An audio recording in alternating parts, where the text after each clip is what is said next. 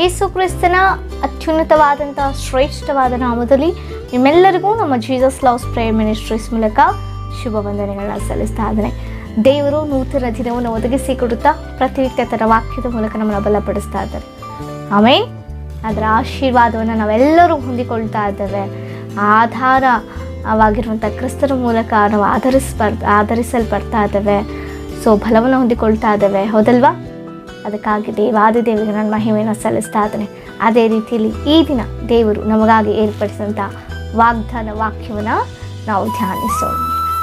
ಕೀರ್ತನೆಗಳು 84ನೇ ಕೀರ್ತನೆ 12ನೇ ವಚನ. ನಿನ್ನಲ್ಲಿ ಭರವಸವಿಡುವ ಮನುಷ್ಯನು ಧನ್ಯನು. ಆಮೇನ್. ದೇವರಿಗೆ ಸ್ತೋತ್ರ. ನಾವು ಯಾರಲ್ಲಿ ಪ್ರಿಯರೇ ಭರವಸೆ ಇಡಬೇಕಾಗಿರುವಂಥದ್ದು ದೇವರಲ್ಲಿ ಮಾತ್ರ. ಅದಕ್ಕಾಗಿ ಭಕ್ತನೇ ಹೇಳ್ತಾ ಇದ್ದಾನೆ, ಯಾರೆಲ್ಲ ನಿನ್ನಲ್ಲಿ ಭರವಸೆ ಇರ್ತಾರೋ ಅವರು ಧನ್ಯರಾಗ್ತಾರೆ ಎಂಬುದಾಗಿ.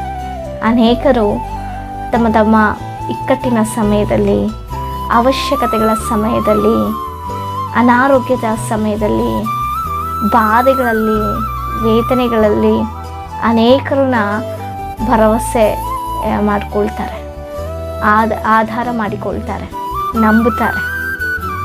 ಇವರಿದ್ರೆ ನನಗೆ ಸಾಕು, ಇವರಿದ್ದಾರಪ್ಪ, ನನಗೇನು ಭಯ ಇಲ್ಲ ಅಂತ ಅವರ ಮೇಲೆ ಭರವಸೆ ಇರ್ತಾರೆ.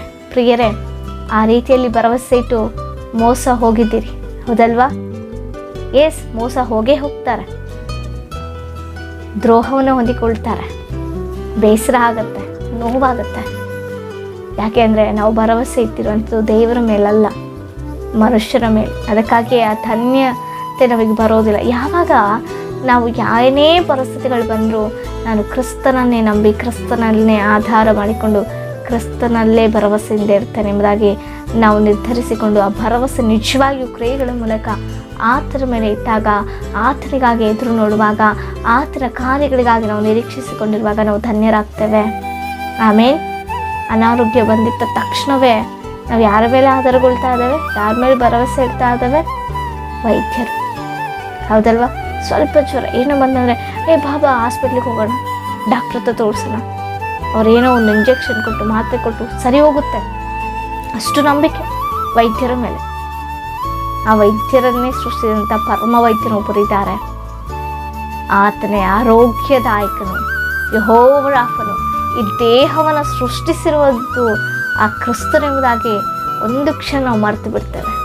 ವೈದ್ಯರು ಬೇಕು ನಿಜವೇ, ಆದರೆ ವೈದ್ಯನಿಗಿಂತ ಪರಮ ವೈದ್ಯನೊಬ್ಬರಿದ್ದಾರೆ. ಆತನನ್ನು ಆಧಾರ ಮಾಡಿಕೊಂಡು ಆತನಲ್ಲಿ ನಾವು ಭರವಸೆ ಇಡೋದಾದರೆ ಆತನಿಂದಲೇ ನಮಗೆ ಸ್ವಸ್ಥತೆ ಉಂಟಾಗುತ್ತೆ. ಕೆಲವೊಂದು ಸಂದರ್ಭದಲ್ಲಿ ಆತನೇ ನಮಗೆ ಮಾರ್ಗವನ್ನು ತೋರಿಸಿ ವೈದ್ಯರ ಬಳಿಯಲ್ಲಿ ನಡೆಸ್ತಾರೆ. ಅನೇಕರು ದೇವರ ಒಂದು ಆಲೋಚನೆ ತಿಳಿದುಕೊಳ್ಳದಂತೆ ವೈದ್ಯರ ಬಳಿಗೆ ಹೋಗಿ, ಹಾಸ್ಪಿಟಲ್ಗೆ ಹೋಗಿ ನಷ್ಟಪಟ್ಟಿರೋ ಎಷ್ಟೋ ಜನ. ಎಲ್ಲಿ ತಿರುಗಾಡೋ ಸ್ವಸ್ಥತೆ ಇರೋದಿಲ್ಲ, ಲಕ್ಷ ಖರ್ಚು ಮಾಡಿರ್ತಾರೆ.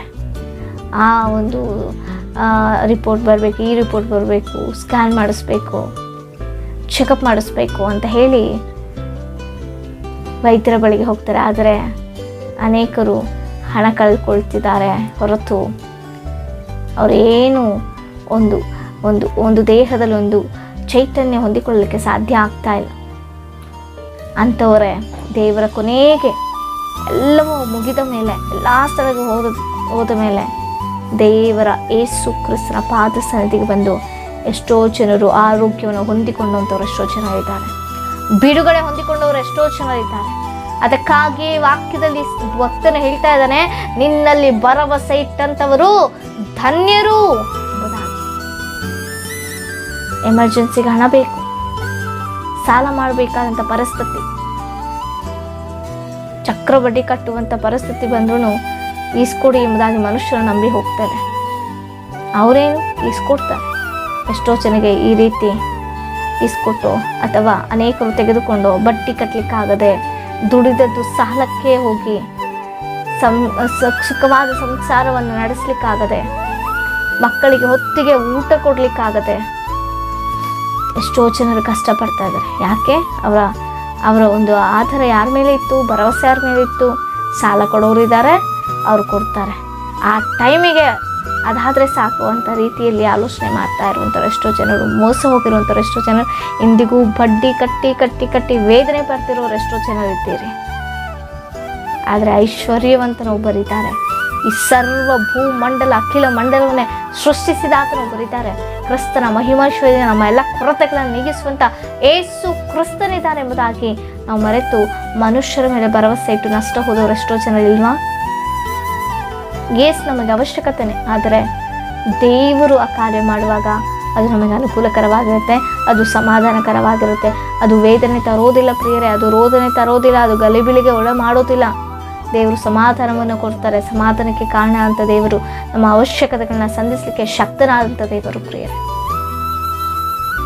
ಅವಶ್ಯಕತೆ ಇದ್ದಾಗ ನಾವು ದೇವರನ್ನ ದೃಷ್ಟಿಸಿ ನೋಡಬೇಕು. ದೇವರ ಮೇಲೆ ಭರವಸೆ ಇಟ್ಟು ಆತನಲ್ಲಿ ನಾವು ಕೇಳುವಾಗ ಆತನಿಗೆ ಅಸಾಧ್ಯವಾದ ಕಾರ್ಯವು ಒಂದೂ ಇಲ್ಲ. ಆತನಿಗೆ ಸಮಸ್ತವೂ ಸಾಧ್ಯವೇ. ಇನ್ನೂ ಅನೇಕ ವಿಚಾರಗಳ ಇಕ್ಕಟ್ಟಿನಲ್ಲಿ ಸಹಾಯ ಬೇಕಾದಂಥ ಸಮಯದಲ್ಲಿ ಮನುಷ್ಯರ ಆಲೋಚನೆಗಳನ್ನ ಕೇಳ್ತೇವೆ. ಮನುಷ್ಯರ ಆಲೋಚನೆ ಕೇಳಿ ಆಲೋಚನೆ ನಡೆದು ಇನ್ನೂ ಮೊದಲಿಗಿಂತ ಇನ್ನೂ ಹೀನವಾದಕರವಾದ ಸ್ಥಿತಿಗೆ ಹೋಗಿರುವಂಥವ್ರು ಎಷ್ಟೋ ಜನ ಇದ್ದಾರೆ. ಆದರೆ ನಮ್ಮ ಆಲೋಚನೆ ಕಾಯುವಂಥ ದೇವಾದಿ ದೇವರ ಸುಮುಖಕ್ಕೆ ಯಾವತ್ತಾರು ಬಂದಿದ್ದೀವ? ಬರೋದಾದರೆ ನೀನು ಧನ್ಯಲಾಗ್ತೀಯ, ಬರೋದಾದರೆ ನೀನು ಧನ್ಯನಾಗ್ತೀಯ. ದೇವರ ಸಮ್ಮುಖಕ್ಕೆ ಬಂದು ಆತನ ಮೇಲೆ ಭರವಸೆ ಇಟ್ಟವರು ಧನ್ಯರು. ಅವರು ನಷ್ಟ ಹೊಂದೋದಿಲ್ಲ, ಅವರು ಆಶಾಭಂಗ ಪಟ್ಟು ಹೋಗೋದಿಲ್ಲ, ಅವರು ಕುಗ್ಗಿ ಹೋಗೋದಿಲ್ಲ, ಅವರು ಭಾಲವಾಗಿರೋದಿಲ್ಲ, ಅವರು ತಲೆಯಾಗಿ ಇರ್ತಾರೆ.